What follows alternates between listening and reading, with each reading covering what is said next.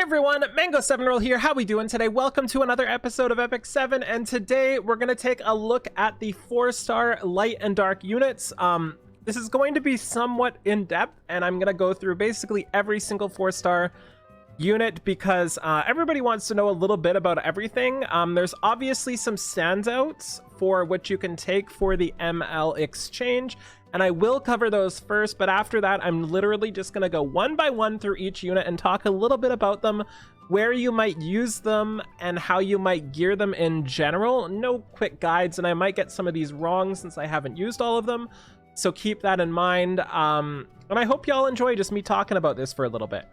To start things off with, the people I think are absolute standouts that you might want to trade for if you don't have.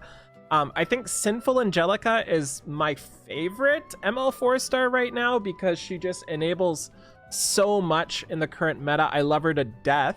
There's also Auxiliary Lots and Challenger Dominio.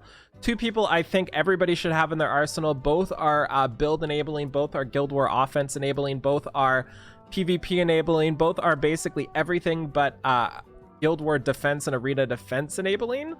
Outside of that here, I think those are the obvious standouts for dark. Like, there's a couple like a Collie that are fantastic, but I don't think are really super standouts. Next up for 4-star light units, the only real one I think is a super standout is probably General Purgus here if you don't have him, just because he's fantastic for Guild War. He's like an auto win against a lot of dark teams, and not even dark teams, just against a lot of teams in general. And also there's others like Benevolent Roman who might end up being fantastic, which I can't really say much about. But I think Purgus is the one that stands out here for me. There's obviously Crimson Armin that does the same sort of thing, and Fighter Maya that do the same sort of thing. But I just really like Purgus because of his PvE options, especially with something like Wyvern. So let's just go through the list down one to the end, and you can see which ones I'm missing as well. Let's start off with Shadow Rose. She's one of those all-stars at the start of the game and then has kind of tapered off, but is now still a pretty good unit for very specific things. I don't know what the current one-shot meta teams are for stuff like Banshee, but I know she was in a lot of them before. I also haven't used her before because I don't have her, but I definitely like her for what she's used for, which is, again, a bunch of defense breaks, some combat readiness shenanigans, and most importantly, one-shots from what I saw. So if you know what you're going to use Shadow Rose for, if you specifically want to use her for a one-shot team, something like that would be great. I think she's also pretty good for Guild War offense, I would imagine. Not great, not as good as others, and I would probably build her speed set with hit set possibly, or something like that. With a focus on speed, just because of her CR shenanigans here. She's got a low base speed, which is the main problem with her, but I don't think that's too much of a thing. We then have Celestial Mercedes here, somebody that I've built up, but I don't fully like. She's just another AoE damage dealer. She does proportionate to max HP as well. I would build her as a cleaver. Probably somebody you want to Oxlots up potentially, and just build her tons of attack, tons of crit damage, all those shenanigans here. So pretty decent skill set, but nothing too special. We then have Champion Zerato, and honestly, Champion Zerato is probably one of the better MLs as well. He will be getting nerfed this patch alongside my Carrot to make it so his counter attack doesn't ignore resistance, I think is what it is. So keep that in mind. He's also pretty fantastic for a ton of PvE scenarios. So he's one, if you only have one Zerato, I would consider just keeping him over a lot of the other options, unless you're missing one of the absolute key ones, just because he does so much that nobody else can really do. As for how you build them, I like a lifesteal set. I don't really care too much about his speed. I don't really care too much about much. Just lifesteal set, enough to survive, and that's about it on him. And you don't really want resistance, obviously, because you want to be debuffed. Next up, we have BBK, and BBK was an all-star early game, I think, as well for cleaving, but I think she's fallen a little bit. I might be wrong on that. I don't know if people are actively using her, but I feel like there's tons of better options. I think she is a fantastic unit, and a lot of people will have fun with her. I personally, if I had the Molagora, I would plus 15 her and use her on like a bruisery build with tons of HP and use her for Guild Wars. I've lost a lot to that sort of BBK, but it takes so much investment that not many people have it up and going. Most people just use her as a super slow person that you Oxlots boost up. And of course, if you're going to Oxlot somebody up, you want attack, crit damage, crit rate, all those shenanigans like that.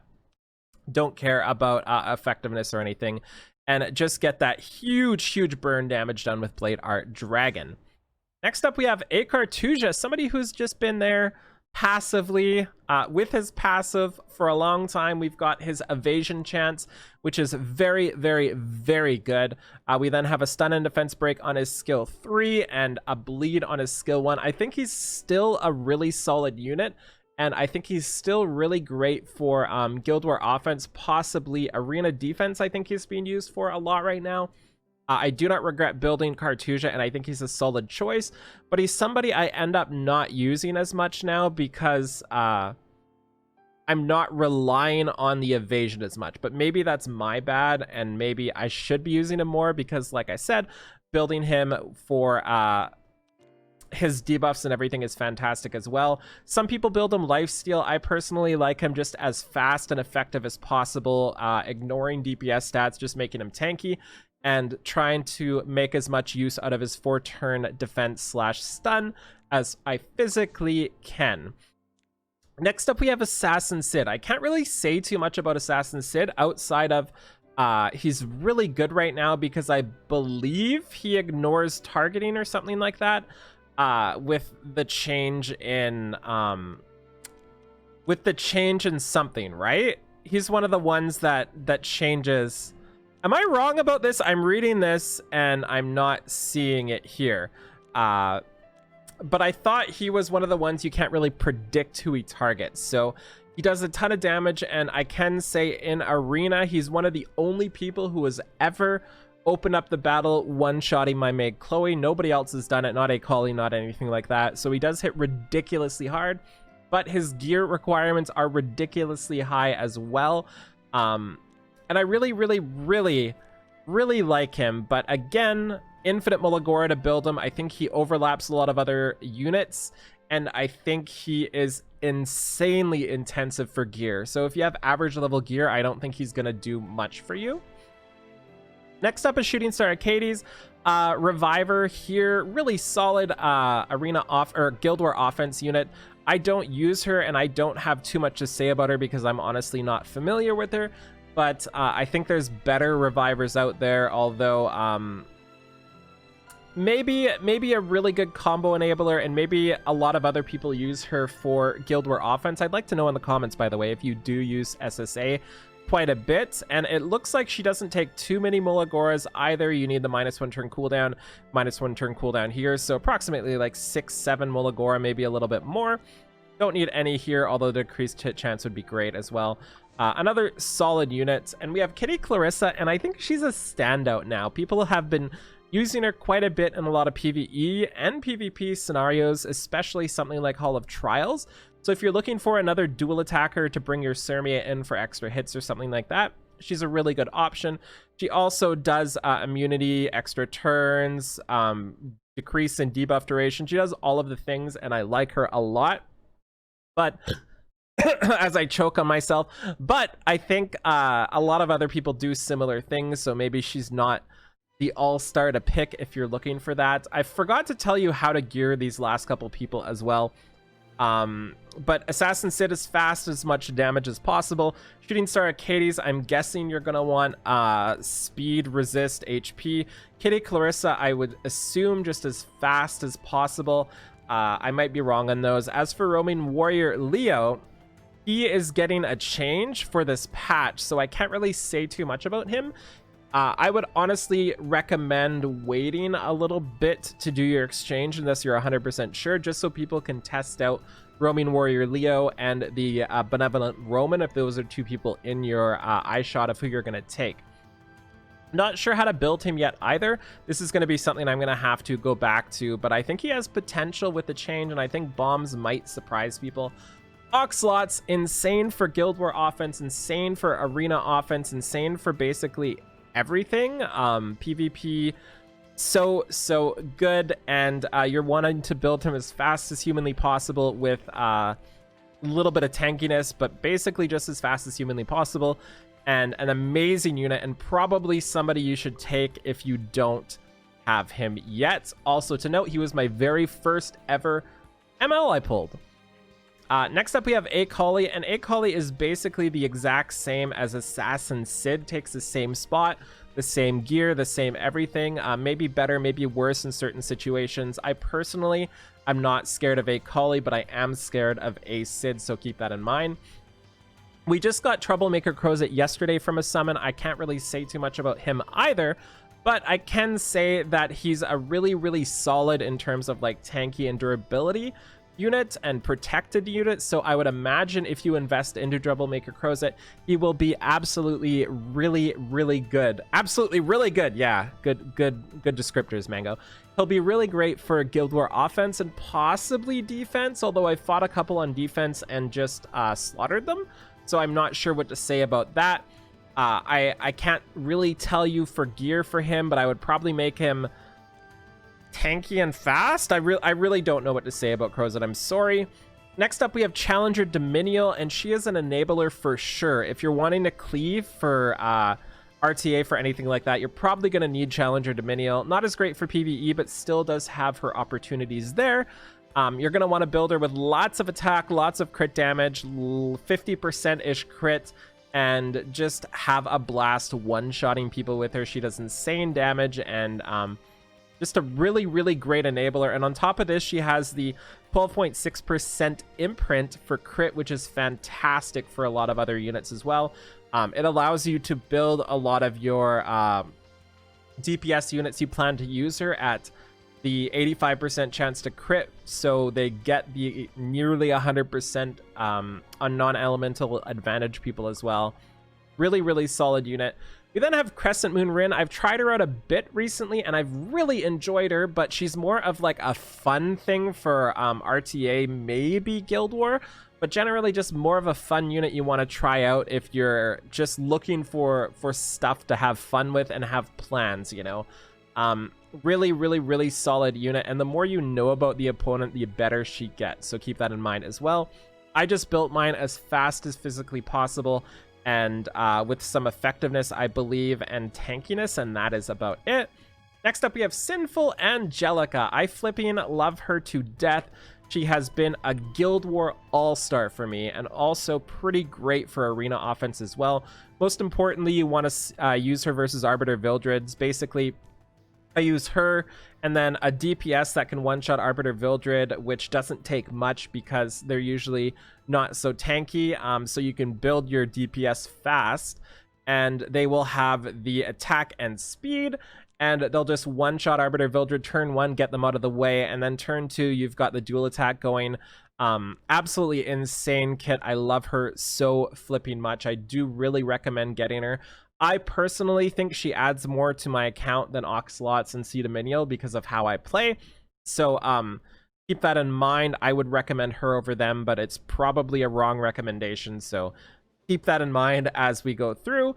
As for her gear, I like mine faster than most units. So faster than like the Charles, than the FCC, than the SSBs, than anything in like the 220 range. So I like having her at like 230, which is kind of hard because she is a little slow girl. 108 speed, but it is doable. And I like her with a lot of resistance and some HP and some defenses, and that's about it. Next up, we have into the light units here. We have Wanderer Silk, and I've used Wanderer Silk quite a bit. Specifically, she camps really well for the Labyrinth. So if you're looking for somebody who has insane camping potential, I think she camps really well with Violet as well. And maybe Diane, if I remember right. I'm not entirely sure, but if you look up a lot of my older videos, just search Mango 7 Wanderer Silk, you'll find them. And she's got a pretty good kit, but nothing spectacular. And again, I believe she was changed, right? Am I misremembering things where people don't attack the right target 100% of the time. So before one of the patches, you could predict who she would skill 3, but now I think because decreasing combat readiness by 100%, she prioritizes a target for that instead of elements. So I think she's unpredictable in that way for PvE, specifically on defense, but I don't think that's a thing that matters because she'll be unpredictable and not do anything. So fun unit. I did enjoy using her, but not really good IMO. Next up, Crimson Armin. I don't have her. I think she's amazing for arena offense. I think she's amazing for Guild War offense as well. I don't know how great she is on defense right now. I usually don't have a problem with her. But if you're missing her, she's definitely a good one to pick up. Getting this ER is actually pretty handy as well. Not sure what else to say about her. I like her. I don't even know how to gear her, to be honest, because I'm not really afraid of them when I fight them, right? So I'm not sure if I'd rather fight a faster or a slower, tankier one. Probably I'd be more scared of a faster one to surprise people, so keep that in mind with her. Next up is Guider Aether. I have a +10 Guider Aether. One of my favorite designed units. I think it's awesome and adorable. But there's no real place to use Guider Aether. I have a lot of problems using him. He's got a really, really nice kit, but I believe his base stats as a mage just really let him down. Like, it's so impossibly hard to have a unit that you really want a lot of attack on, that also only has 4,600 health, that also needs crit rate. It's really hard to build somebody like this well enough to do anything. That said, I think if you're looking for somebody to play with, he's a fantastic option. I've used him extensively for Hall of Trials. So if you're looking for somebody with a massive damage output while also doing some healing at the same time, I think he's a fantastic option. Really, really good unit, just not good enough IMO. Next up, we have Watcher Shuri, somebody I've never used, but just lots of damage on him. Some people build him faster with just enough to kill people, but I don't know what to say about him for that anymore, because I haven't ran into him. I haven't really fought him or anything like that, but a good option if you're looking for somebody just to do a billion damage with finishing shot. Next up, we have Blaze Dingo, somebody I have used quite a bit. I don't think I've used him in the right sense, though. I fought a couple of them in PvP, but most of all, they just don't do much, and I'm not really scared of fighting them. I've tried to use him for lab as well, because he does camp like mad. He's an amazing camper for morale, but I'm not a big fan of him. He takes quite a bit of investment as well, and I wish I could give you some more information on him, but I'm not going to say too much because I'm probably going to be wrong about it. Next up, we have Fighter Maya. Fighter Maya is one of the amazing light baits, also voiced by Sumali Montano, the same person as Araminta. I love this unit. I just got her recently, actually, after wanting her forever, but I just haven't had the resources to build her. I think she's a fantastic light bait. I think she's insane for Guild War offense. And possibly some other things. She's just great, great, great, great, great. You know how to build her here. All the bruisery stats. Give her a bunch of defense. Give her a bunch of HP. Give her a bunch of everything.